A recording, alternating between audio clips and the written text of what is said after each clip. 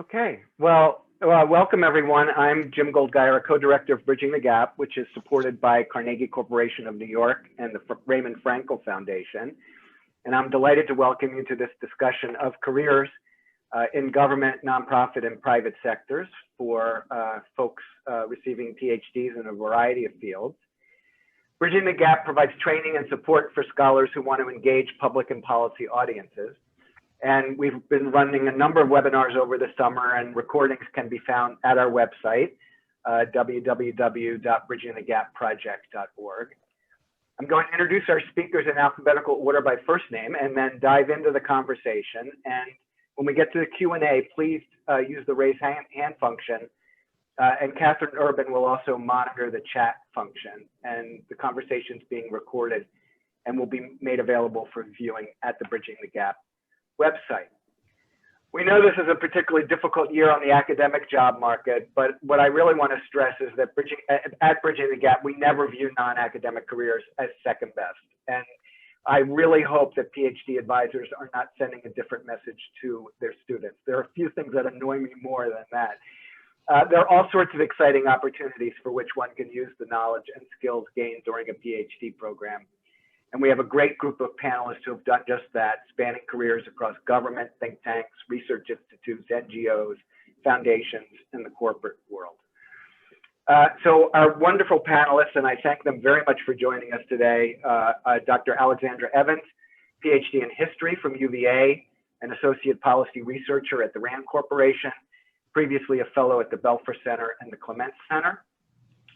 Ambassador and Dr. Bonnie Jenkins, PhD in International Relations from UVA, also has an LLM from Georgetown, a Master's in Public Administration, and a JD from Albany.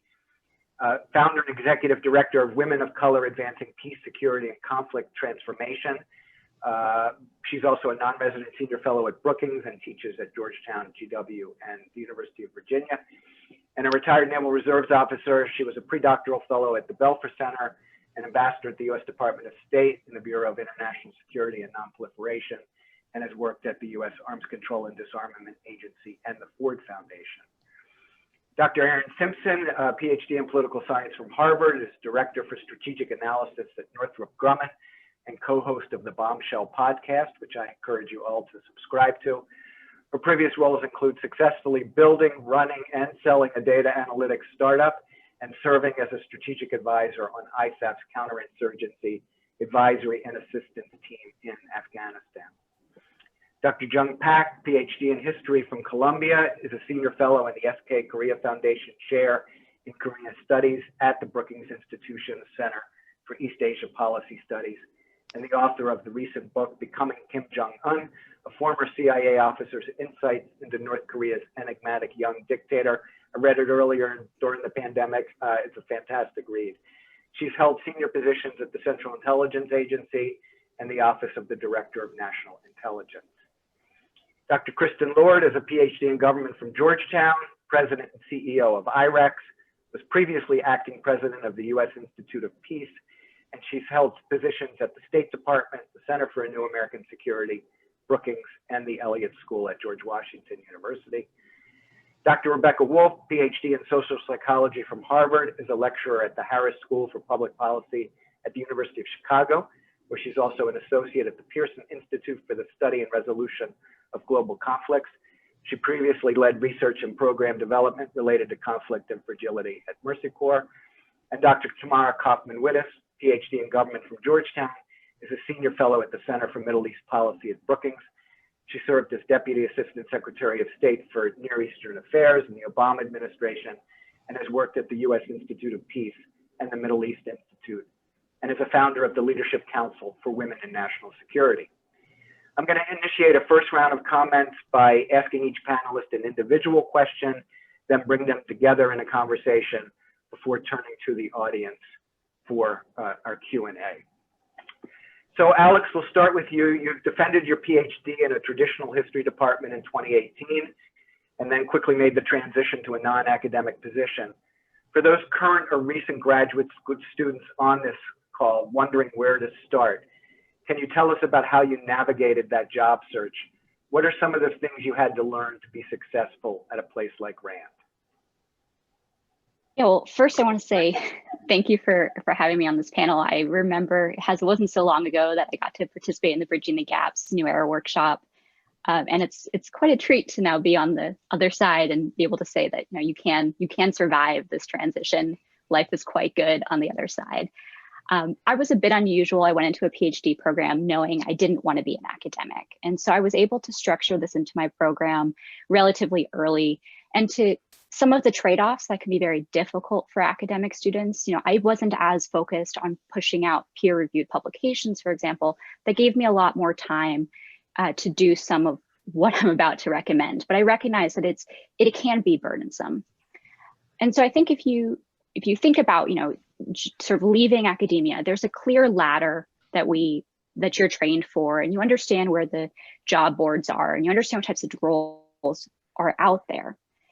The alternative can feel very overwhelming. And so I tried to approach it basically as a comprehensive exam field, which meant finding ways to structure, to learn, to process the information that I gathered, and to structure that into a way that I could then have some control over my job search.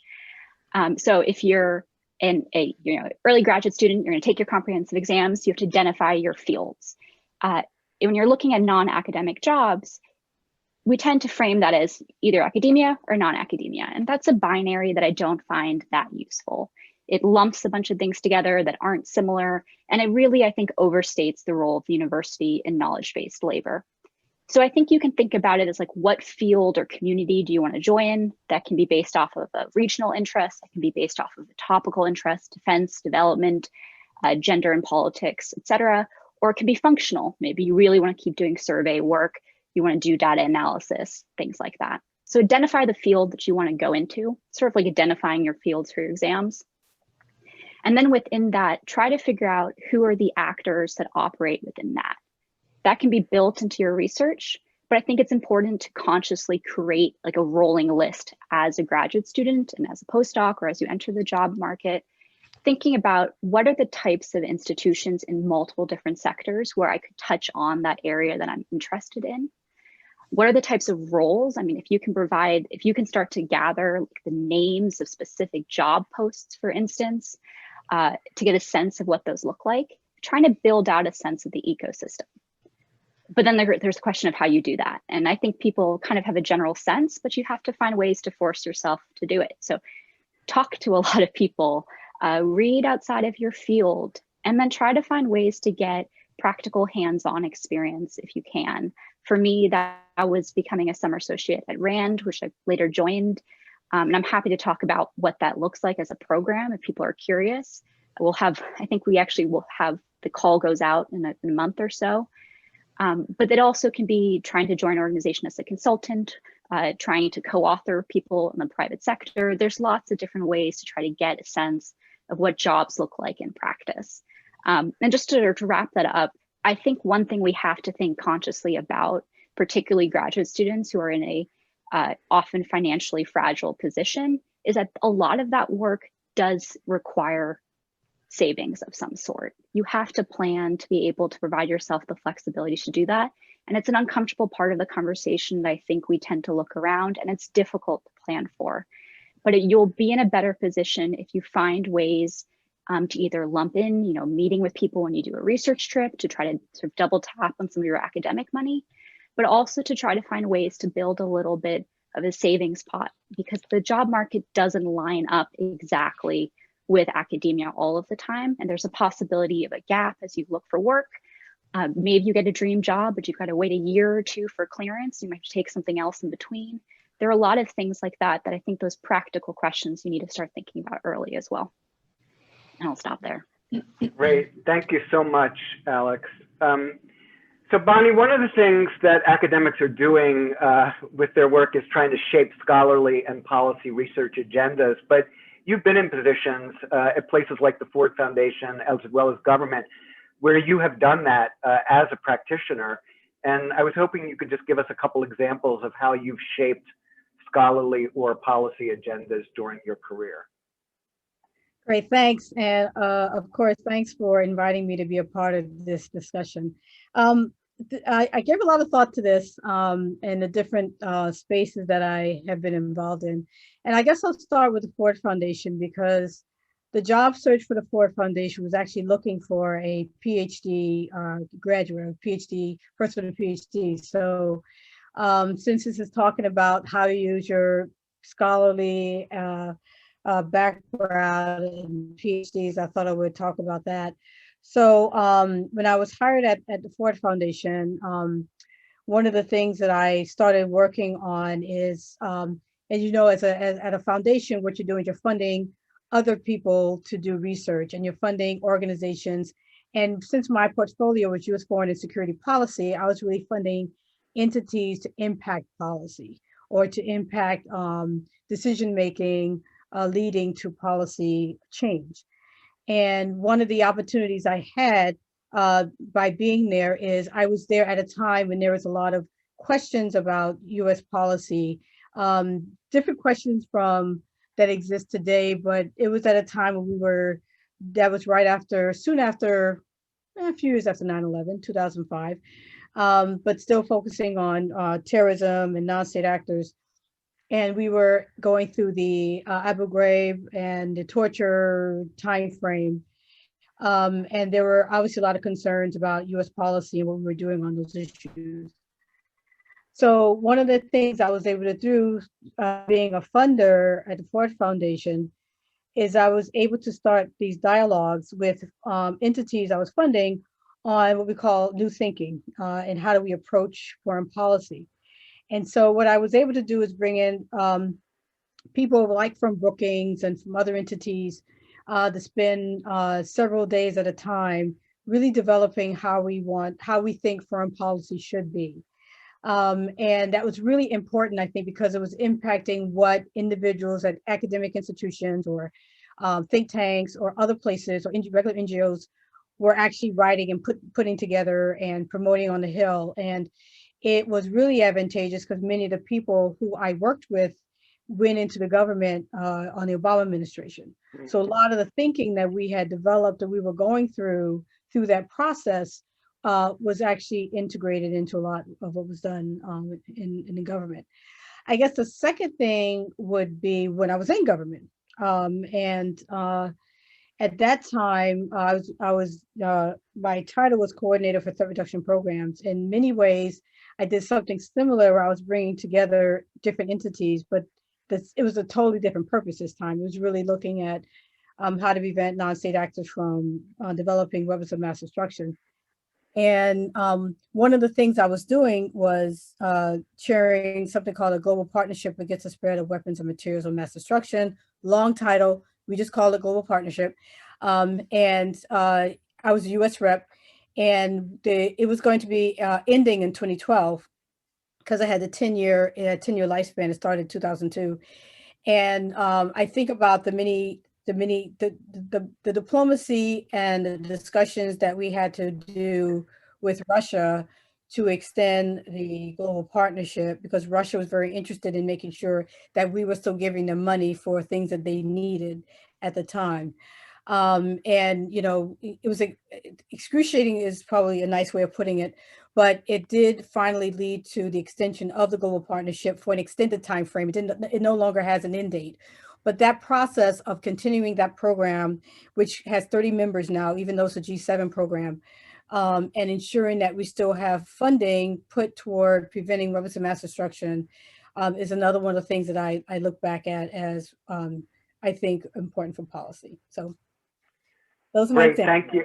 Yeah, no, it's great. And one of the reasons that I wanted to ask you that question was because Steve Del Rosso, who's the program officer from Carnegie for this project, you know, PhD, I mean, he's had such an extraordinary impact funding programs from Carnegie Corporation. And I just wanted to make sure that people sort of had that in mind as, you know, a place where you can really make a difference. He's just made an extraordinary difference for lots of people. So Erin, I want to turn to you next. We see increasing numbers of PhDs going into the private sector. I know, talking to some colleagues at Stanford, a lot of the students out there are trying to go into the private sector out in Silicon Valley. Curious to hear your thoughts on how the work that you did in your PhD program was important in your ability to be a successful entrepreneur and then to pivot to working at a large defense company. Yeah, thanks, Jim. I think when you originally posed this question, along the lines of, how did your PhD work? Did it help you learn to be an entrepreneur? And my response was no, obviously not. I mean, that's sort of like asking a doctor if their medical school training helped them learn how to run a hospital, or if your PhD work helped you become a dean, right? I mean, they're not the same skill set, but they are the foundation, right, for those qualifications. And so, I've had sort of an interesting experience in the private sector, both running a small business and now being in the corporate office for a very large defense and aerospace firm. But I think that one of the pieces, where that all started was actually in the expertise that I did gain while working on a PhD on counterinsurgency campaigns. So I started grad school the day after 9/11. I did think I wanted to be a professor. I wanted to go to a nice Big Ten school where they drink lots of beer and, maybe have a good basketball team. Not as good as my basketball team at the University of Kansas, but, an okay basketball team. And then we invaded a couple of countries, and that all kind of shifted in my mind. I was also a RAND summer associate. It's a fabulous program. And that time in Washington, not just at RAND, but in Washington itself for that summer in 2005 really shifted my career trajectory. The work that I was able to do at Karis, and then eventually now at Northrop Grumman, I mean, does really start with that fundamental training as a researcher, not just kind of the research and writing, but the quantitative training. And that's a huge source of interest on the private sector side, whether Silicon Valley or elsewise. Applied statistics is a real thing. Data science is a real thing. And I happen to think that social scientists make excellent data scientists. In fact, much better data scientists than computer scientists do, because they don't understand data generating processes. They don't understand how humans create data and have behavior reflected and encoded in it. We do. So congratulations, team. You have some very marketable skills. You just have to convince the engineers that you're better at their jobs than they are, which is kind of a fun conversation. But I think that the work that I first started doing at Karis was based around a DARPA project that drew on the work that I had done in Afghanistan, was really trying to do sort of computational support for these complex overseas operations like we were doing in Afghanistan. And, I actually hadn't done quant work in a little while when I started that. I was just back from a year as an advisor in Afghanistan, and I was really surprised how much that particular project drew on all of this training and all of these skills, some of which had lied dormant for a few years. And we built the company around that project and then expanded out from there. So I think that you should never overlook the expertise that you do build, because that lets you gain credibility. It lets you engage in meaningful conversations. But it's not the end point, right? I actually haven't worked on counterinsurgency campaigns in quite some time at this point, which is a little bit of a bummer, but also fine, because there's lots. The world is a big, complex place, and there's lots of topics for me to work in, and I get to do things that I'm genuinely good at, as opposed to focusing on writing papers and doing other sorts of things, which it turns out I didn't actually like very much. Awesome, thank you. So, Jung, the intelligence community seems to be one of the closest approximations we have in government to academia, given the emphasis on analysis. And we sort of find through our Bridging the Gap workshops that a lot of our attendees are sort of more comfortable with the idea of interacting with people who do analysis rather than people who do policy prescriptions. And so was hoping you could talk a little bit about how scholars can make connections to that community, whether, aspiring to work directly in the intelligence community, or even for professors who are eager to act with folks in government. Thanks, Jim. Thanks for that question. I agree with you. I would also add that there might be another commonality, which is that I prefer to lurk in the shadows and do the analysis versus some other folks. So I agree with you that I think that that Intel is the closest thing to academia. Both fields are deep on it's collection and analysis, right? In the PhD realm, you're digging through the archives, you're reading as much as you can, interviewing people, ferreting out sources, vetting the sources, and then putting that together into some sort of analysis.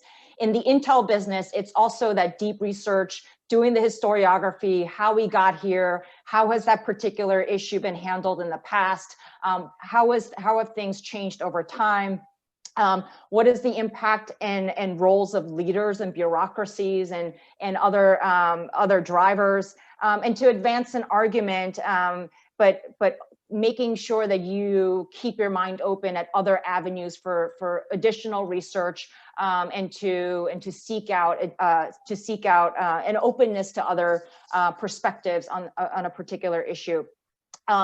Similarly, in the intel, you're weighing the evidence. You recognize that that sources are trying to inform as well as influence as well as to inform. But I would say that in the intel, because of the resources the way they are, a lot of this research has to be high level.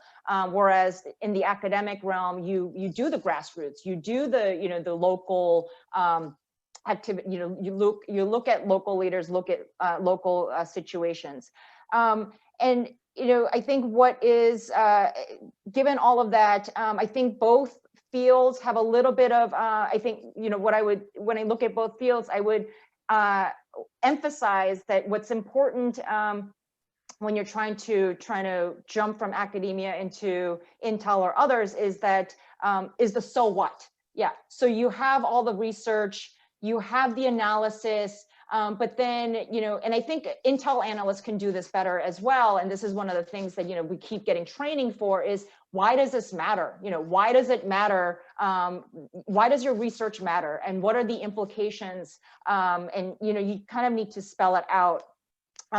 I think intel could do this better. And I think in academia, if you want to jump into this kind of non-academic field, you also want to be very clear on why your research matters. When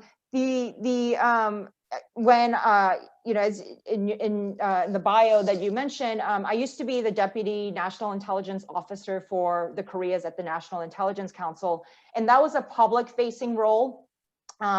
In that I had this freedom to go to think tanks and engage in conversations, go visit all these universities, talk to professors, to talk about some things that I thought would be applicable to my understanding of a particular problem. And that was really great. And I think the way I would identify particular scholars is to look at the short and the long. The short is, are they publishing in the things that I'm looking at, right? So a lot of the national security people live on Twitter. That's where also the media lives, and that's where we push each other's articles. People post things on their, post ideas on Twitter. And so that's one of the places where I would look. I also, as the Deputy National Intelligence Officer, I signed up for all of the think tanks. So they would push out these events, and that's how it identify, who the think tanks were identifying as important voices for a particular issue. And that's when I would call them up or visit them, if they're outside of, in DC and outside of DC. But the short matters because at the National Intelligence Council, I had very little time, and I think that's true of elsewhere in the government, very little time to read. You have this fire hose of information coming from the classified channels, and so having this very little time to read, you want to read that 800 op-ed, that 800 article, that 800-word blog post. But in order to see if this was something that I wanted to visit and engage deeper, I need that long to see how has this research been done? What was your methodology? And what else do you know that we can incorporate into my thinking and the intelligence community's thinking about how to tackle a situation? So I think the short and the long are important. And of course, part of that is making sure that you promote your work in various social media, as well as being, working on going on panels at think tanks, et cetera. So I would say, and that goes for the academic conferences too. many of my colleagues on the National Intelligence Council went to all of the academic conferences, the Schaffer, the OAS. I would have preferred to go to the Organization of American Historians and the American Historical Association, et cetera. Asia History Association, Asian Studies Association. So those are important too in identifying the papers and some of the scholars that we might want to look at. So one is, what is the so what of your research? And secondly, write short and long. Thanks, Jim. That's great. Thank you so much. And yeah, it's a great point about the folks coming to the conferences. I know oftentimes the International Studies Association, we would see Greg Treverton, former director of the NIC there, and somebody who would come to a number of our Bridging the Gap events. So we always appreciated that. Kristin, you have been a leader ever since I've known you, when you were an assistant dean at the Elliott School, and now you've run USIT and now running IREX. And since I figure people must be asking you all the time, what are your main lessons for becoming a future leader, I thought we could get a few of those here today. Well, I'll share a couple of thoughts, Jim. Thank you. But I also want to share as a public service announcement, especially for people with an academic background. It's taken me almost 20 years to even hear the word leader and associate myself with it. I think a lot of people think of leaders as raging extroverts, the kind of people who have been told since they were age 5 they were going to be president of the United States. I was almost 40 years old before someone called me a natural born leader. I would like you to reflect on that for just a minute, because I'd already been in leadership roles for more than a decade at that point. And so, I think one of the messages I wanted to convey to this group, people who may not have set out to be leaders or may not be setting out now to be leaders, is that that's actually okay. You don't have to decide that now. You're not either you are a leader or not a leader. There's not this binary sense of leadership. What I will say is that if you're someone who likes to get things done, if you care about the people around you, if you want things to be done right and people to be treated right, you may find yourself in leadership positions, and that you can sort of think of leadership as the equivalent of an acquired taste. And maybe thinking of leadership that way for this particular group would be helpful, because otherwise, personally, if someone had told me when I was in a PhD program that I was going to be a leader, I think I would have found it very foreign and also very intimidating. So I want to start with that. The other thing I want to say about being a leader is that I consider being a leader a permanent apprenticeship. You never figure it out. At least if you're smart, you remind yourself that you have never figured it out. Every context is different. Every day is different. You may work with one group of people at one particular time and think things work. Something works, some technique of leadership works, and then you're going to find the context of the people change or even the time change, and it just doesn't. And so that's good news, because it means that if you find yourself in one of these positions, you will never be bored, never. But the bottom line is that you will also have days where you will wonder what on earth you have gotten yourself into. I promise you that will happen to you if you have been in a leadership position. But the bottom line is, if you like to make a difference, which I think a lot of people who go into academia do, if you care about the world, if you want to learn constantly, and if you have a thick skin, maybe leadership is for you, and you want to think about it at least as an option. And I can't recall a single time in my PhD program where someone even talked about leadership roles. Mostly people don't want to be deans. It's like some punishment that's inflicted on you if you've done something wrong. I was an assistant associate dean. I love that job. It was an amazing job. I got to work with people like James Goldgeier, for Pete's sake. And so, I think departments could do a better job of showing what rewarding positions those are, and show the joys of those jobs, instead of it being, oh my gosh, you won't have as much time to work on your book. What did you do wrong? So let me just say a little bit more about being a leader with an academic background. Not only does academia not talk about leadership, it doesn't really do much to prepare you to be a leader, frankly. I can't remember one thing. I was in school with Tammy. Tammy's nodding, and I can't remember one time when I had an experience that I felt prepared me in graduate school. I mean, it gives you analytic tools, it introduces you to amazing people, it gives you substantive expertise, all of which are useful. But in terms of actual raw leadership skills, zero. But there are many opportunities. You just have to take a little bit of initiative and go out and look for them. And all of you can do this. You have to maybe look for opportunities to lead discussions, to lead others, to lead organizations. You have to take some initiative. You have to go out and find them, but go out and ask for those opportunities, look for those opportunities, and people are hungry for someone to pick things up and run them. And so actually, if all you do is ask and look, I think you'll have a lot of skills to bring to the table and you'll learn a lot in the process. So I'll stop there. That's great. And I just want to highlight one thing that you said about sort of, the way in which, the kind of work that you were doing, when I worked directly with you when you were an assistant dean.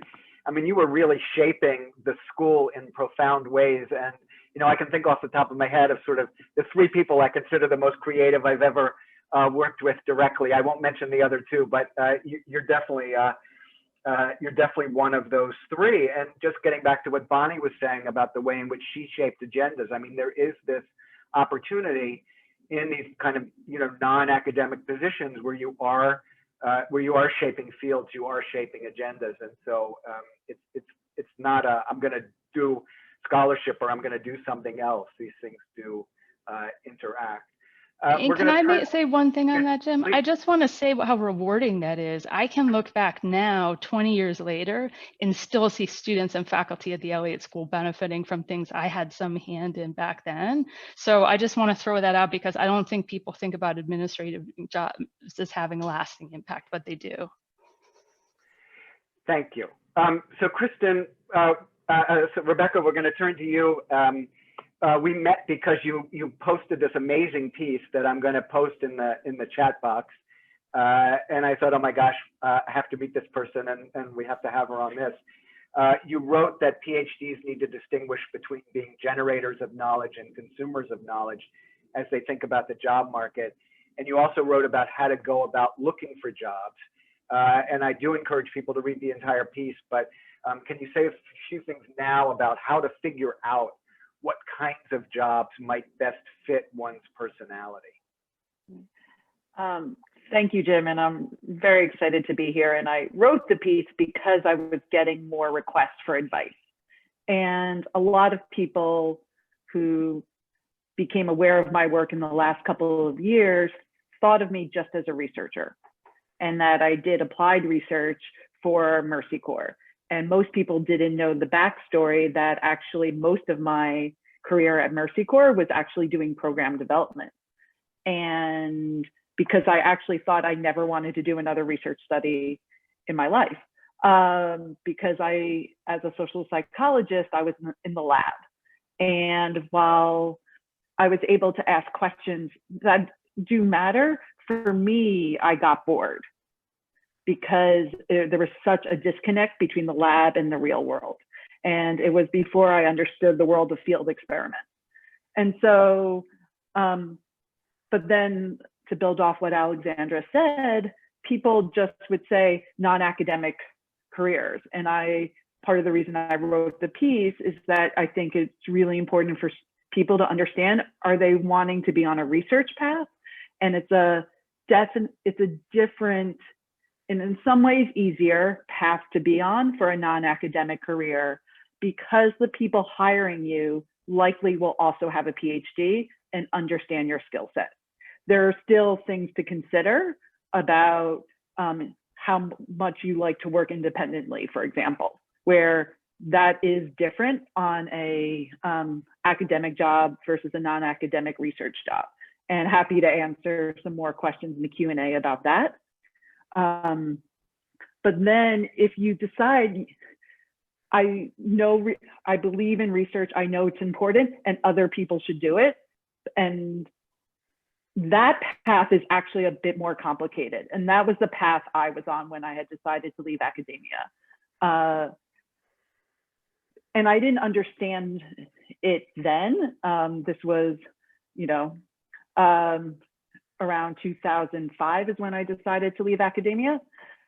And I didn't know how to translate my skills, and I didn't know anyone who could help me. And I will say most of my committee were supportive of my move, but they just didn't know. And career services didn't know how to help me either. But now, over time, I've been able to think through what it is I brought to it. And so one piece I think that is important, and it builds off of what Jung said earlier about this synthesis of information. I think organizations need that for many different things. I use that in a lot of my program design work. So most of my work at Mercy Corps was proposal development. And being able to quickly understand a context, understand the evidence of various interventions and how to bring that together, I think made me a better proposal writer and program designer. And so like that is, I think, an important skill set that with your doctorate, you can actually bring to the table. The other piece that I think is an important skill set that I don't think people highlight enough is, and I see this actually in teaching Masters of Public Policy students now, I think there's one thing about running the data, there's another thing about interpreting the data. And I think you need deep knowledge of a subject to really be able to interpret data. And I think that, so even if you're not, quote, doing the research, you need to be able to read the papers and understand the evidence to, in a sense, create policy, like Ambassador Jenkins and Kristin do in their jobs. It's not, and so that's one of the reasons I actually like this panel. It's a combination of people who are, in a sense, still generating the research and using it to inform policy and programs. So I guess that's where I would start with it. How do you, and so I think it's, but as you start your job search, I think you need to say, is it that I want to do research, just not in an academic environment? Or is it, I want to do something else that's meaningful in the world using my academic skills? And yeah, leave it there for now. Great, thank you. I'm glad you liked the panel. There was a lot of thought that went into it, so I'm very pleased that you liked the combo. So Tamara, you were very successful when you were in government. You've been successful in everything you've done, but in government, which is what I want to focus on for a moment here, one needs briefing skills, policy writing skills, even the ability to do prescriptions, which is not something we typically tend to get in our PhD programs. So how did you develop those kinds of skills? Jim, thanks. This is such an amazing group of women. I'm really just thrilled to be here with all of you. And also, I just want to, before I answer your very good question, Jim, I want to make sure that everybody recognizes, because of Jim's stellar design, what a breadth of work environments and ways of working are represented on this panel. So, you know, Rebecca was just talking about this fundamental distinction between generating knowledge and working with knowledge.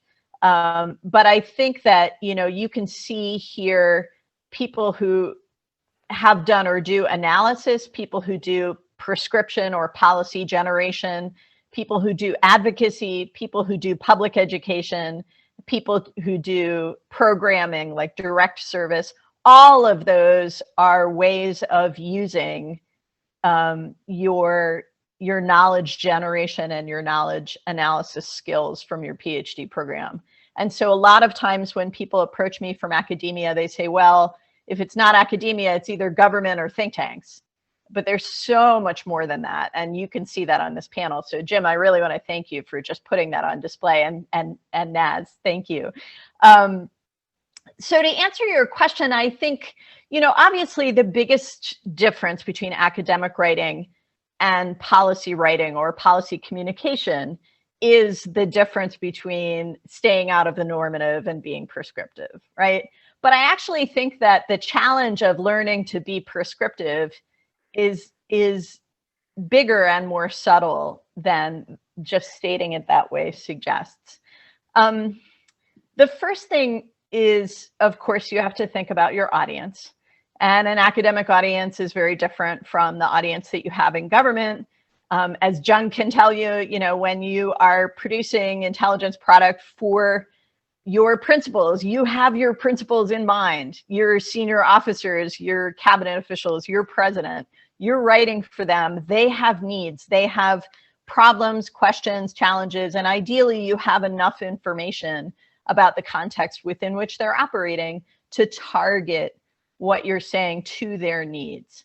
So you have to be really mindful of audience. That's the first thing.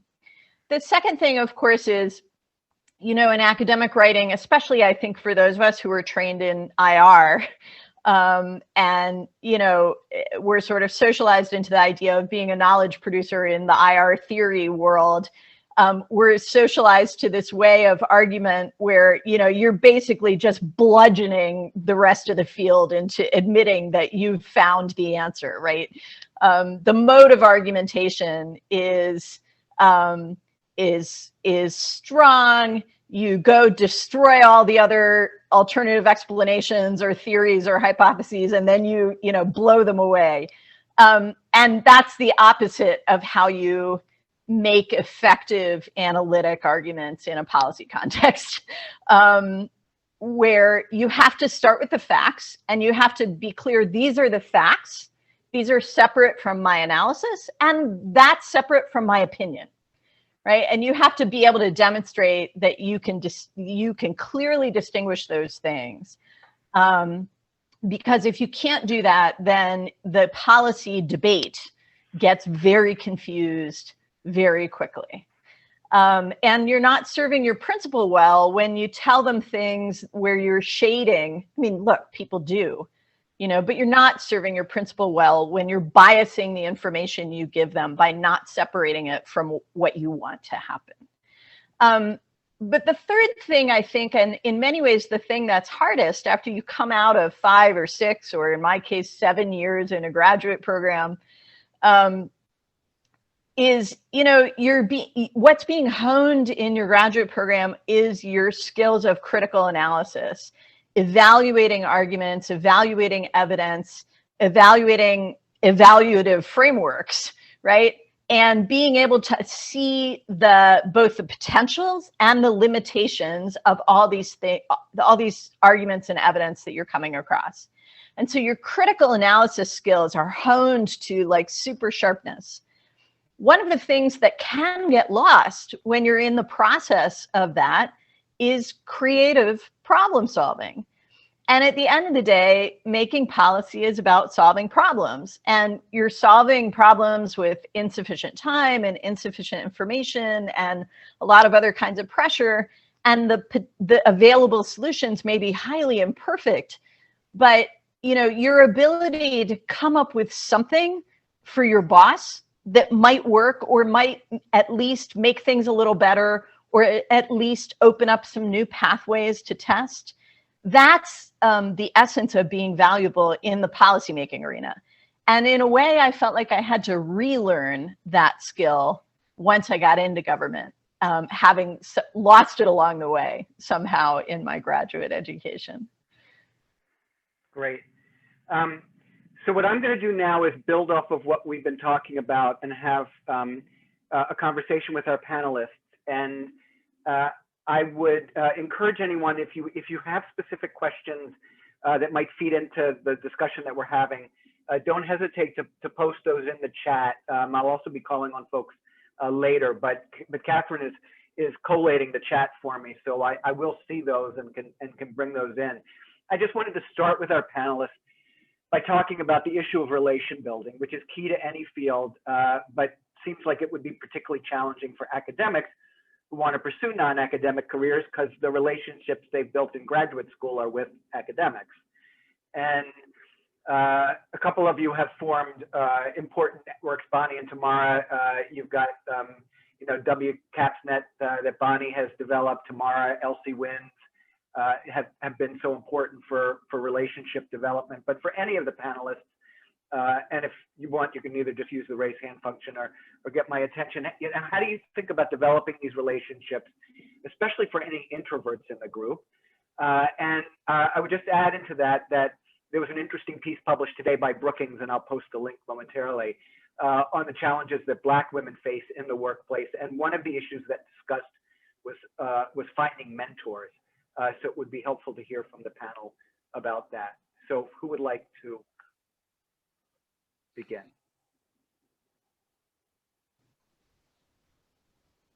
Well, Can I? yeah, go ahead, Jung.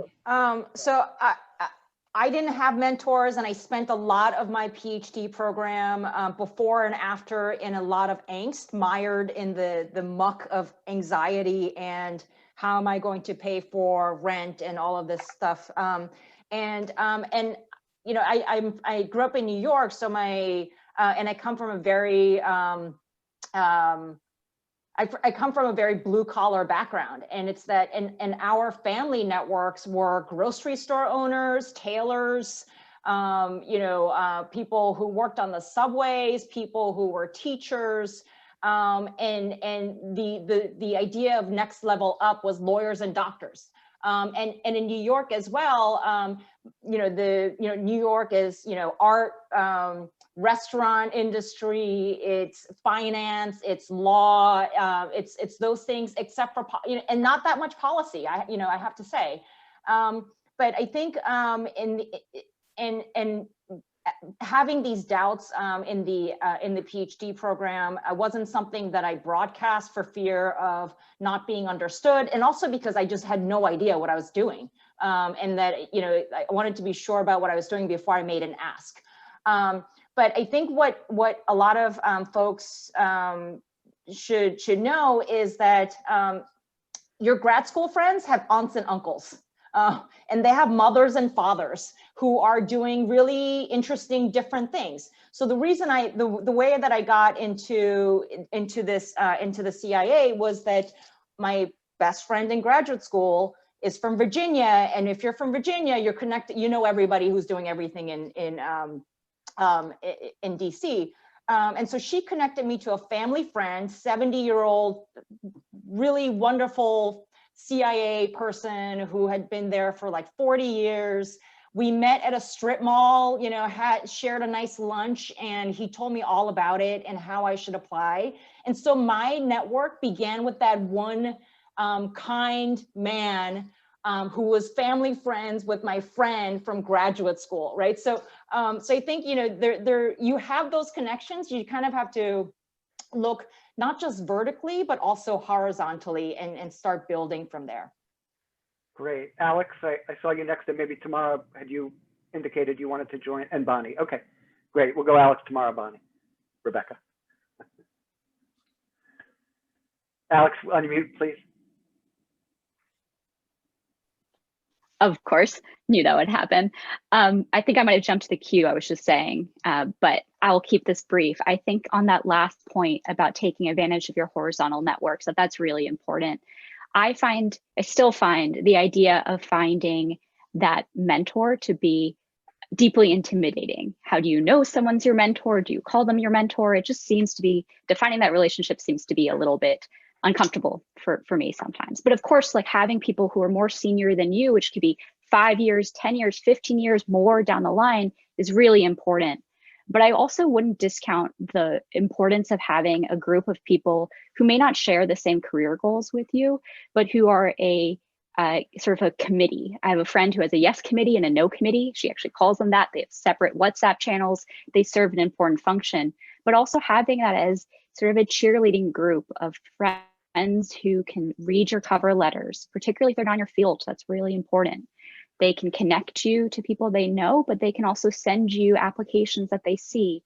And I think particularly when you're in an academic program where you might be one of the few people who are applying outside of academic positions, that it's important to have people who support you doing that, and who can kind of serve as a gut check when maybe you might be facing resistance from other parts. Great. Tamara and then Bonnie.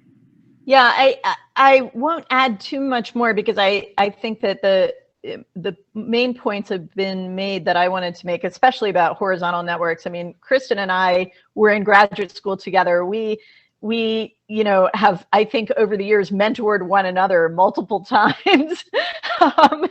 And so your mentors are not necessarily people who are further ahead of you. But I will just say two things. In my own case, my dissertation committee were not people who were involved in policy, even though, like Alexandra, I knew I wanted a policy career from the beginning. They were just people who understood what I wanted and were willing to support it and were willing to do what they could within the networks they had. So like Jung, you sort of pushed the people to help you find the people that you need. And the other thing is that when I was in, the dissertation writing stage, I cold called people. I really did. I mean, I sent, this is pre-effective email, I sent handwritten letters to Aaron Miller at the State Department, PhD in history, career State Department civil servant, and said, basically, I want to be you one day. Can I come see you? And you shouldn't have any shame about doing that either. I should mention on this before turning to Bonnie, when we talked about, if we're sort of talking about this looking up, I will just say when I stopped being dean in 2017 and was trying to get my research back together, I spent a lot of time talking to Elizabeth Saunders. And I said to her at one point, oh my gosh, like I used to be your mentor when you were starting your career. And now we flipped and now you're mine. So, and she's been an amazing mentor over the last several years. So I've been very appreciative. Bonnie, please. Yeah, I guess I want to just start with the first question you asked about developing relationships. And one of the reasons why I established the organization I have, Women of Color Advancing Peace and Security, is because there's so many women of color who I met who often felt as if they didn't have those relationships. And it didn't matter what field they're in. If they're in a peace and security field, national security field, there certainly was that feeling. I know for majority of my career, that was the case. And, I wanted to develop a network because of the need for relationships, the need to feel like you're not by yourself, the need to feel like there are other people out there who actually do this.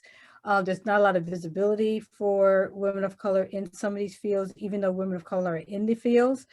So the importance of relationships is really important, particularly when you are often feeling the added pushback that you're not supposed to be there. Why are you there? You're not as good enough.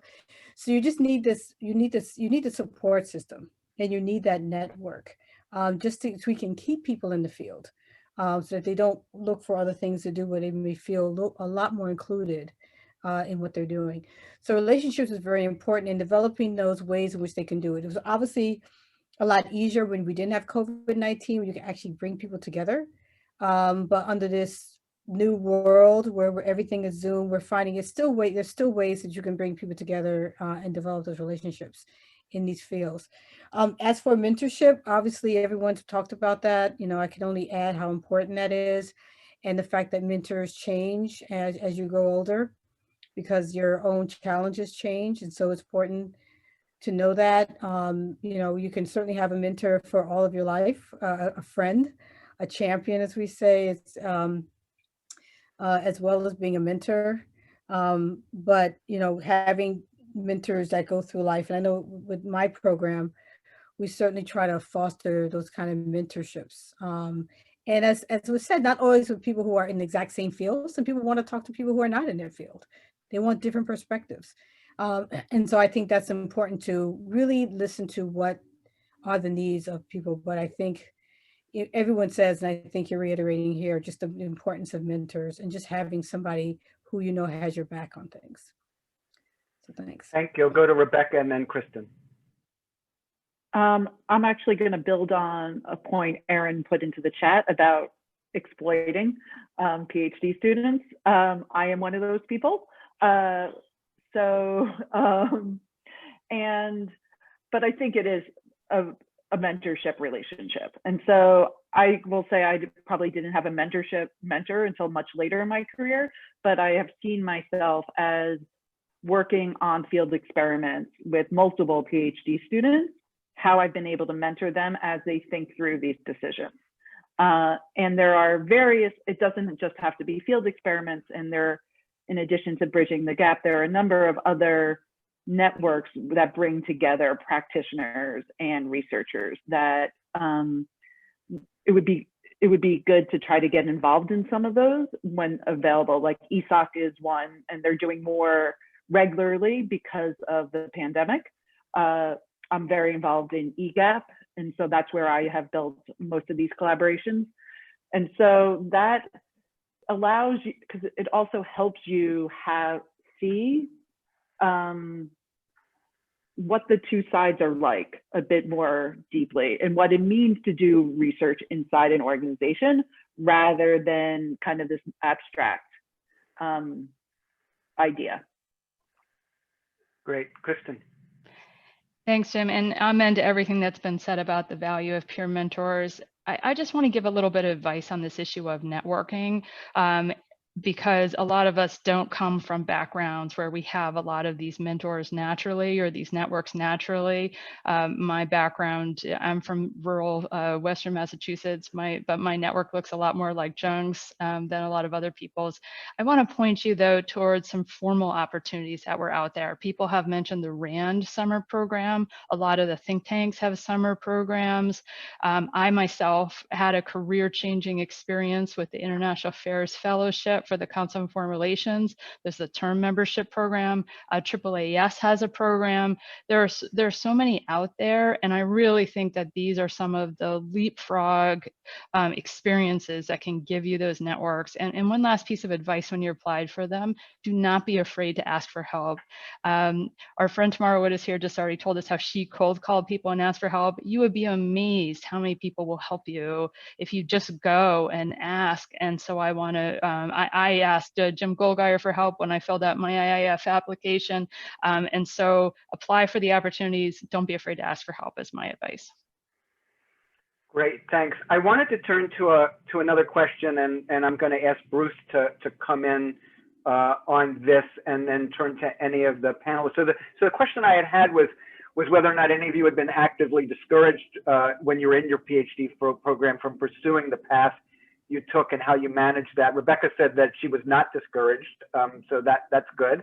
Now, just in case you don't want to name names, the other way to think about this would be sort of, who did you find to be the most supportive allies and advocates for non-academic careers, which is related to the networking question, but not quite the same. And it hits at two of the questions that came in on the chat. One was from Aiden Millif, who asked, and I do apologize. I mean, this is an amazing panel, and I did think after I put it together, gosh, it is kind of DC focused. But you know what? These seem to me to be broader lessons. But if you have thoughts on sort of how people can think about this outside of Washington, and then Hillary Matsis's question about sort of how do you figure out how to negotiate non-academic salaries? I mean, you know, if you're in a PhD program and you get offered an academic job, you can go to your advisor and say, hey, you know, does this look right to you? But how do you figure that out when you're in a non-academic world? And I just want to start, Bruce, one of my co-directors at Bridging the Gap, Bruce Jennelson, had a thought about universities that I think is relevant here. Yeah, thanks, Jim, and thanks to all the panelists. I mean, to directly answer Jim's question and then just add something to it, you know, it's the proverbial two faculty sitting in the faculty lounge. How are your PhD students doing? One says, oh, mine got a tenure track job at, you know, 4th ranked, you know, state university, you know, in the middle of the country. So I don't mean to be pejorative here, just trying to make a point. And the other got a, you know, really nice position at the State Department Bureau of Intelligence Research. And the first says to the second, well, sorry, they don't have any academic options, right? And so there has been this attitude in academia. And one of my takeaways, we've run over the 15 or so years of Bridging the Gap, we've run a lot of panels on careers, and it's a point Tamara made. This really starts to show at least the diversity of options there, right? Which is really great. So you reflect back on the academic world, and you know, we've seen changes over the years. I mean, there's less of that when people would come to our programs. Sometimes some would say that I didn't tell any of my advisors I'm going to Bridging the Gap. And indeed, people that have come through our programs are now really starting to change the academic world. There are people that like to integrate their scholar, their academic side, and their policy side, both through experiences and through the way they define their research questions, I think, which is great. And so the question that I've been thinking a lot about is, is that trend going to continue in the future? It's still, our little bumper sticker is, we won't make a revolution, but insurgency is not a bad thing. But I actually think there's some things swirling around the academic world that may change things. So even pre-COVID and all of the financial consequences and other of lockdown and pros and cons of using, distance learning, the basic business model of universities was under stress. And yes, the job market right now is pretty tight. But when you put together a lot of other things that we've all been involved with, presidents and provosts, about, the criteria that one uses in the system, I actually think as budgets get tighter for universities and put in demography and everything over the next, some of you, the next 2 decades of your career, or 10, 20 years, I actually think we're going to be, in academia, we're going to be looking more for people that are both really good scholars and really speak to relevant societal issues in their area, whether you're a local level, sociologist or economist or an IR person. And so I kind of feel like that's the direction we're headed, which could make it more possible for people who have the kind of interests of people in this session to have careers that genuinely bridge both worlds in varying combinations. I don't know if that's my heart or my head speaking. I think it's a little combination of both in terms of what the future looks like on the university side of the gap. Erin, please. So I'll talk a little bit about Hillary's question on kind of salary negotiations, having been both a negotiator on both sides of that table. One way that I think about this, being a political scientist, I'm trained to think about trilemmas, and one of the ones in the job force that I tend to think about, whether it's private sector or not, is any particular role you're trying to optimize or maximize autonomy, impact, and compensation. Yeah, well, if you're able to pick 2, you've done really well, right? There are very few roles where you get to do whatever you want, make a big impact, and be well paid for it. That's just not how most of the world works, and it tends to shift a bit between those poles. So, as you're doing entry-level work, or at least your first post-PhD role, for example, think about kind of who you would be comparing yourself to from the employer's perspective. You have more skills than a lot of other entry-level folks, but you might not have as much workplace experience. And so, for example, right now, I'm in charge of this huge recruiting effort at Northrop Grumman for our largest program that we've ever won, which is kind of cool. This has got me like a ton of insight into how we make all of our technical and manager hires. So your PhD, you're really talking, I would actually think about that in terms of like basically a master's degree in terms of fundamental skills. I know it's not the same, but they don't know that, and it's not worth arguing with them. So a master's degree in terms of education, and then the PhD work, whether it's research, publications, field work, training, and teaching, is your professional experience, right? So it's a master's plus 3 years. It's a master's plus 4 years as you try to make that comparison to a skilled workforce. Now, you might not know how to use Microsoft Outlook, because no one uses Outlook who doesn't have to.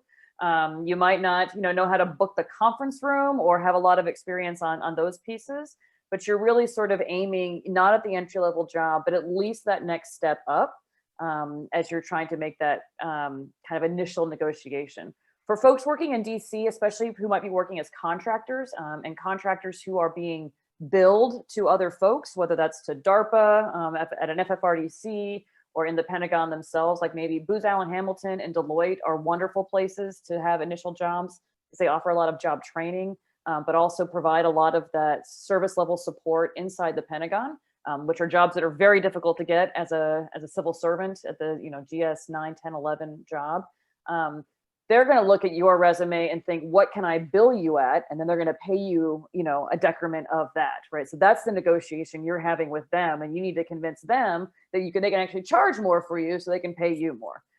That's the kind of chicken and egg of that discussion. But it varies by location. I have good sort of insights into kind of the DC market, but I do think that PhDs tend to let themselves be underpaid because they're used to academic market salaries, which suck. So if you find financial stability to be important and a meaningful life goal for yourself, you should pursue opportunities where that is on the table, and you should not feel guilty about it for a second. Great. I know Tamara has a point she also wants to make on the DC, non-DC, and then I don't know, Alex and Jung, if you've seen the questions coming in there. There are a couple questions about sort of non-quant backgrounds. If you've been trained as a qualitative researcher, what happens to you there? And then curious, Rebecca's thoughts on this question about, you know, the cases in which being a PhD might be considered as being overqualified for a non-academic position, or also this question from Chigan Gupta about re-entering an industry after taking a long gap for the PhD. But Tamara, why don't you go ahead with the DC, non-DC, and we'll go from there. Sure. I also want to just add one sentence to Erin's really, really good discussion, which is that if you have been in the mode of thinking about academic career tracks, those are pretty structured. And outside academia, you know, it's both scary and wonderful that the rules are a lot looser. That applies both to salary, but also to how you move through your career. And so, you know, even if you feel like maybe I didn't do as well as I should have done in the salary negotiation up front, once you get into place, you know, talk to as many people as you can, talk to people at peer institutions, gather the information, go back to your boss and renegotiate. Like, there's not some formal set of rules about how to do that stuff, and you should feel free to push. Sometimes people will push back. On the DC, not DC point, no, I don't think that you have to be in DC. When I think about centers of kind of concern with international policy, you know, New York is probably number 2, and Boston number 3, as, you know, other large cities with institutions and associated for-profit and nonprofit entities that are engaged in those issues.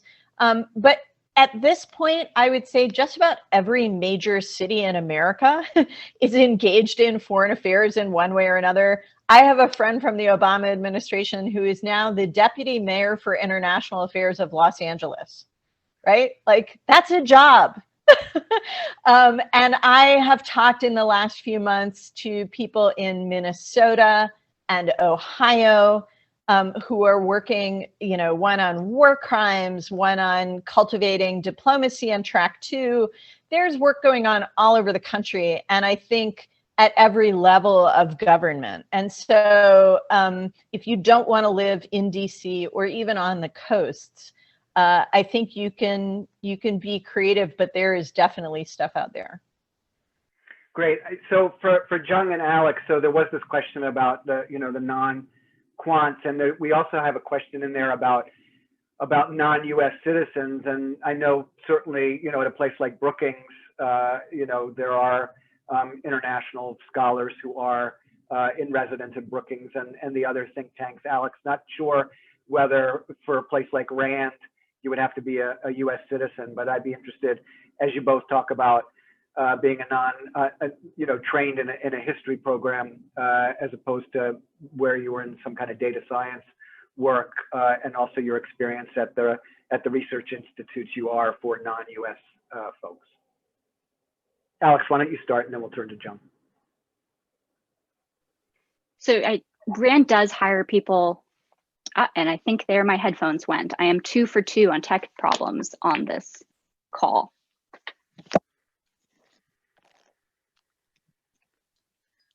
The perils of remote work now, having back-to-back video calls today. Rand does hire non-American citizens, and we hire non-American citizens for the summer associate position. There may be restrictions on what type of research that you can do. So that is something to keep in mind. There we go. On the question of doing work as a historian in this field, I think this is very similar to being a political scientist who's trying to explain to engineers that you can do similar data work as them. There's an education process that you have to go through. You have to explain why you are interested in not just doing historical work. And I think you have to show that genuinely. And that's a similar barrier that I found when I was applying to non-research work in this field. And I think it speaks to the question of whether PhDs are seen as overqualified. It's about showing that you were genuinely interested. I ended up getting a job offer for a position that I wasn't able to accept for personal reasons, where I think that they extended the number of interviews I went through by maybe 2 or 3 times, because I had to really prove to them that I actually did want the job. I don't think it was because of the PhD. I think it's because it's a different type of work.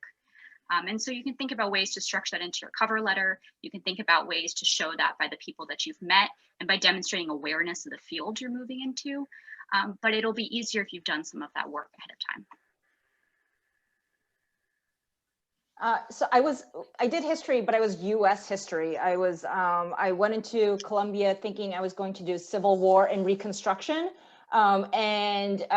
Spilling that over into the progressive era of the late 19th century, the long 19th century, how cities developed, art, architecture, and so, but I found that that my interest was in African Americans and how they used the World War II and anti-communism to try to advance their civil rights, right? And that fed into, the idea of Americans going overseas, learning new things and how those new ideas are transplanted back in the United States. And so, I mean, in this evolution of my studies, I found that history was everywhere and the international was everywhere. And I think, when I'm very sympathetic to the qualitative researchers. I remember going to some panel on, as Merrill Lynch or somebody was trying to recruit PhDs, I went in and realized that they only wanted engineering PhDs. So I grabbed a couple of sandwiches and a can of Diet Coke, and I slunk out of that conference room as a lowly history PhD person. But I do think that I would not have been able to say this then, but I can say this now, that the arc of history is long, and don't underestimate what you're learning as you're going through all of these processes. Your briefing skills, your coordination with other, coordination/peer review with other scholars, other experts. Handling tough situations. CIA, they found that they could just throw me in front of anybody at the last minute and I can spit out the latest talking points and do it convincingly. So on that, don't underestimate those other skills that you have, and be mindful how you can, tap into your deep expertise and have a hook in current affairs. Right. We see this now with the Barrett confirmation hearings, the idea of originalism, right? The idea of in other areas, prison reform, and other things that are very much deeply ingrained in the history that you can use for policy purpose and to inform those policy purposes. Friend of mine, Jim Downs from graduate school, he's doing a lot of voter suppression type things. He was also Civil War and Reconstruction, but because he had this depth of knowledge about how votes were suppressed in the 19th century, he can apply it to now. I'm also in this endeavor with my grad school friends and other historians about making sure that the things that the Hollywood representation of minority groups and ethnic groups and LGBTI communities are appropriately represented in our movies, in our film, in our gaming. And so and when I look at the fact that I was able to do intel, that I'm doing policy prescription, that I'm doing working on Hollywood type things, and I'm doing these things, I think it really speaks to don't underestimate how your skills can translate into all sorts of different ways, in very surprising ways. So Rebecca, I mentioned earlier the questions that we saw about, you know, sort of, are you overqualified? And then there's also this question about somebody, Jordan Skermerhorn, thinking about getting a PhD, you know, to level up, as he puts it, for a non-academic career, and sort of just how to think about these different aspects. I know Naz put in an answer to that, and if Naz wants to come in on that as well, sort of keeping things alive in grad school to maybe go back to something similar to what you were doing before, but sort of a bunch of questions there. Yeah, and I want to quickly add to what Tamara said about DC, because I disagree somewhat. And I do think there are a lot of jobs outside of DC. I think you're much more limited to movement if you're outside of DC, because so I've actually never lived in DC, but I've seen my colleagues, particularly, you know, who are in different cities, staying in jobs probably too long because there aren't those options, or really struggling or not being able to move up because there's just too much of a concentration, because there's not that turnover. And I do think, having spent considerable time in DC and building those networks, allowed me in some ways not to ever have to move to DC, because I always refused to do that. So I think it's not that you have to be in DC, but I think you have to build relationships in DC and New York for career progression. On the question about like, are you overqualified? I'm not going to have an upbeat answer on this. I think, again, for a research job, no. And I think that's easy. If you're trying to move off a research track, it does get more complicated, because I think so, and I should have said more of this earlier, and it's in the piece a bit, is the person hiring you isn't going to have a PhD. And they likely will have stereotypes about PhDs that may or may not be true. And for example, that you are going to get too far in the weeds and not move quickly to make a decision, that it will paralysis of analysis and that sort of thing, that you maybe argumentative and not take direction well. And I think so it's not that so there's the issue of being overqualified, and there might be a little bit of that, but it's also more, do you have the right temperament and skill sets for the job? And how do you translate what you learned in your doctorate for something that isn't research related? And so, and I will say, until I actually had someone with a doctorate as a supervisor, some of you know her, Sharon Morris, I didn't understand what I brought to the job. Like, I got hired through networks, and my first two supervisors had no idea what to do with me. And so I think that's the bigger hurdle. I think it's not the overqualified, but what do you actually bring to the job? To the last question, again, I do think this is where kind of that, are you on a research path or more a plot, like the consumer path, it might differ a bit. This is where, on the research path, I do think this is where people with doctorates are starting to have an advantage. So when I started, like when Mercy Corps started, for example, their research wing, we didn't have PhDs leading, and we still actually don't have, Mercy Corps still doesn't have PhDs leading all the research. People with masters were able to get those jobs. That is highly, since in the last couple of years, no one without a PhD has gotten a job in the research unit at Mercy Corps. And I see that in other areas as well, where organizations are recognizing the need for PhDs for a host of reasons. And so that is the, I think, important leveling up if you want to have a research career. If you don't want to have a research career, it gets a lot, I'm not sure I have a clear answer to that, because it's going to depend on a lot of things. And I think it's rare that you will, beyond doing research, it's going to be rare that you need the PhD to move up. Right.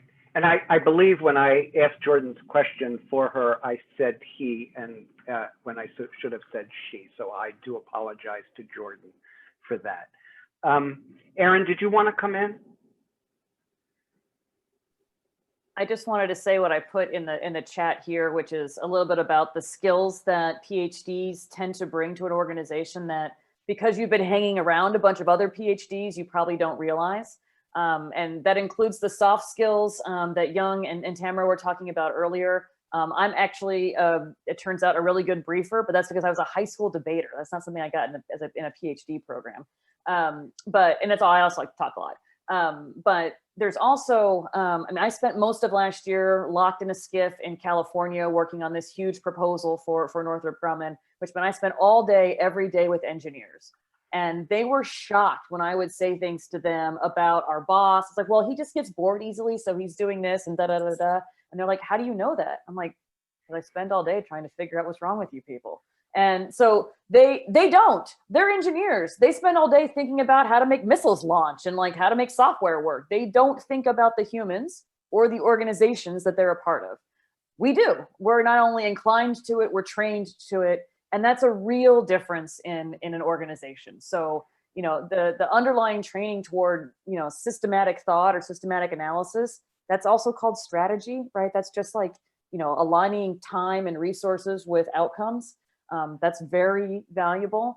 As Jung said earlier, an ability an interest in information and an ability to synthesize it quickly, you know, seeing what's important in a bunch of things, seeing what's doing a lot of the analytical work.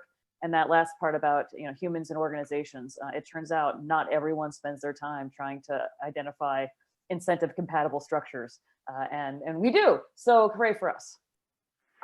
So Bonnie, I have to ask you the question about overqualification, given that you have an MPA, a PhD, a JD, and an LLM. So, you know, what's your thought on how you approach positions where you may have lots of qualifications for them?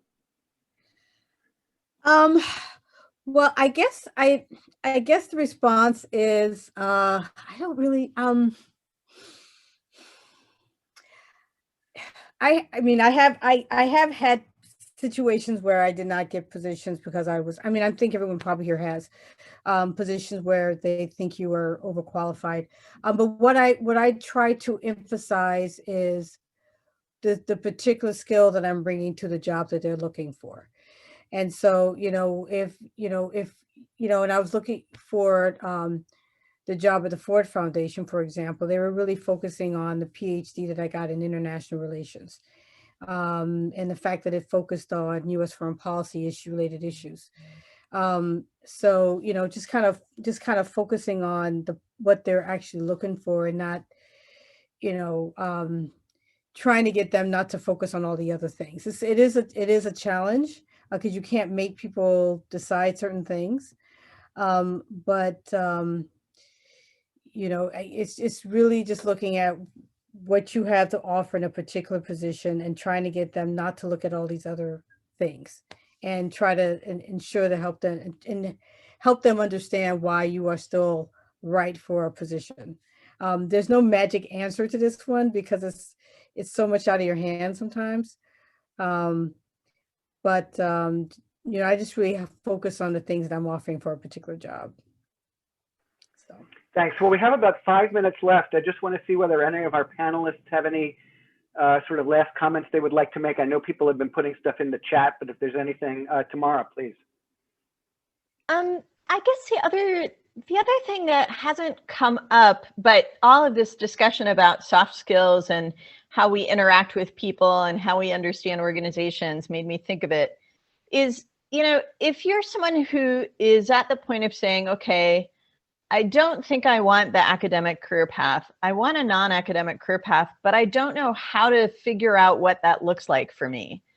We've spent a lot of time talking about what you do, what you're spending your time on, producing knowledge, doing research, not doing research, etc.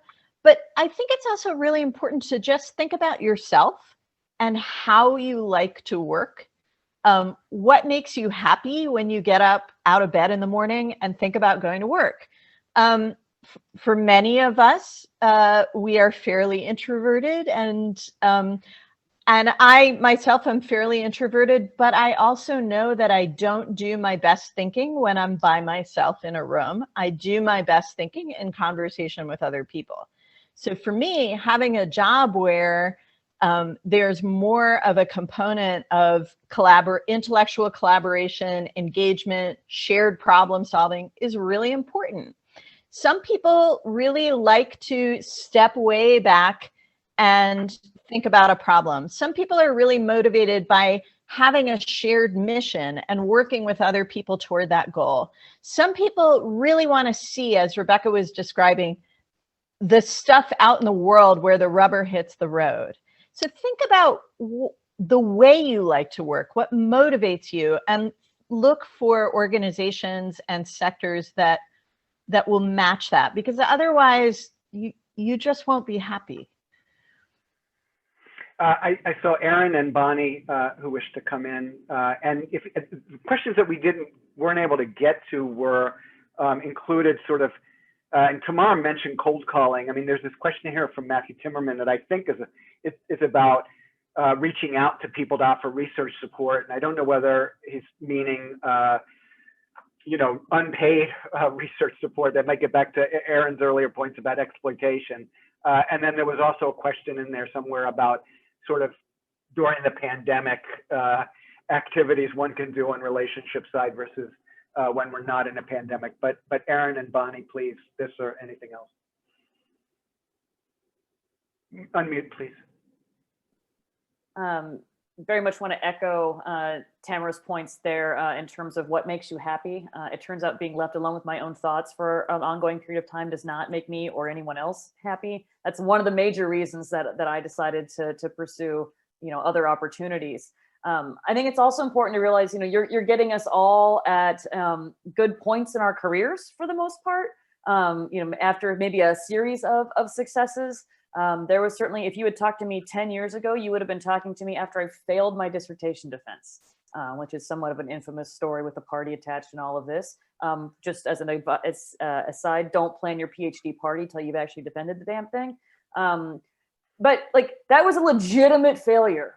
It sucked. And I had to put my entire life back together to climb back out of that. Now, I could say that was made me stronger and all of this, and it did. It very much revealed to me who my real mentors were and who weren't. I probably could have done with a less harsh, dose of reality on that front. But failures, stumbles, falls are not the end, right? They are one part of this process, and we all have them. And I don't mean just little baby ones. I mean no kidding face plants that many people witnessed. So don't feel like, you have to be perfect in order to have, this non-academic career. The last bit I'll give just in terms of kind of practical information is two pieces. One, as Tamara was sort of talking about the how on some of these things as you're looking to build your networks, have somebody who actually is a good friend or mentor to you. Arrange for introductions to people you'd like to talk to and ask for 30 minutes of their time. You will come to their office or you will call them. That's it. 30 minutes, information. Don't ask to pick their brains. Have a couple of specific questions based on their career that you want to ask. Move it along. We get a lot of these. We're usually happy to do them, but we do get a lot. And so we want to make sure that we're being, good use of everybody's time. The last thing I'll say, just in terms of job interviews in general, this is a piece of advice that my friend Nate Fitt gave me almost 15 years ago. Never forget you're interviewing them too.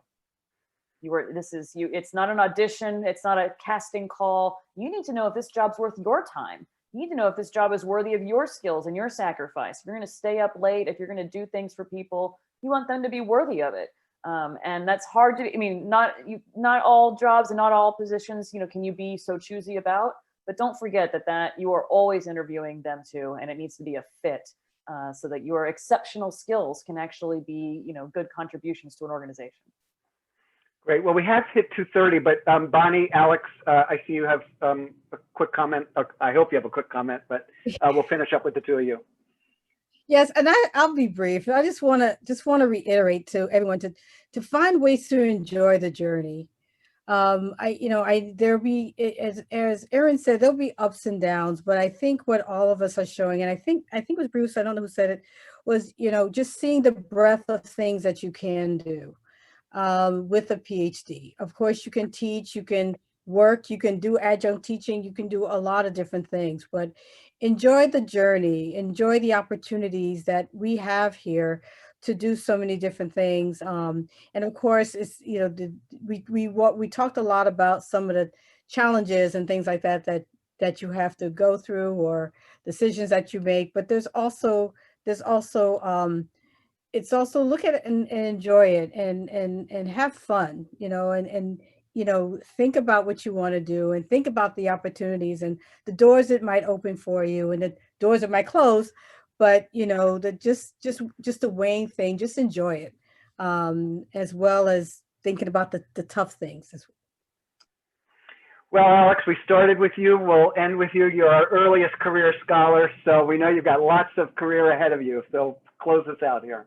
Well, what I wanted to say was actually on that point. Your first job out is not a life sentence. You can decide that you don't like your job.